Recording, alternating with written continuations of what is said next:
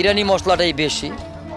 আর totally আবার এখানে 25টা দেশের কান্ট্রির প্রোডাক্ট আছে। মুখে আন্তর্জাতিক পণ্য বিক্রির কথা বলা হলেও বাস্তবতা বলছে ভিন্ন কথা।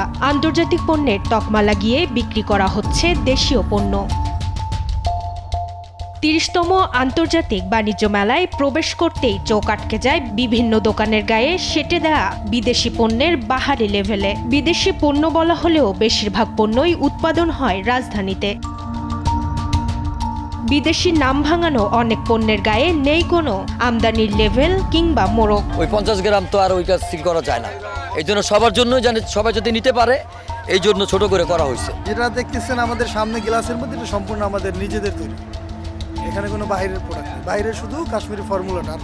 এই নকল কিংবা বিভ্রান্তিকর পণ্যের ভিড়ে আলাদাভাবে নজর কাটছে আসল বিদেশি পণ্য। চীনের কসমেটিক্স, কাশ্মীরি শাল, কার্পেট কিংবা তুরস্কের বাহারি সব পণ্যের স্টলগুলো মেলাতে এনেছে ভিন্ন মাত্রা। দেশীয় পণ্য তো আমরা সবসময় দেখি, কিন্তু বাইরের পণ্য ভীষণ রকম সুন্দর।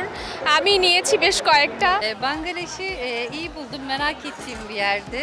İnsanları gayet çok güzel, iyi, sempatik. আমার মেলায় এসে অনেক ভালো লাগছে, কারণ এখানে দেশি বিদেশি অনেক পণ্য আছে। From China, only one piece, 1 taka. The 100 piece, 100 taka. নকল নয়, প্রকৃত বিদেশি পণ্যের সমাহারে নামের যথার্থতা বজায় থাকুক ঢাকা আন্তর্জাতিক বাণিজ্য মেলায় আসা ভোক্তাদের এমনটাই প্রত্যাশা।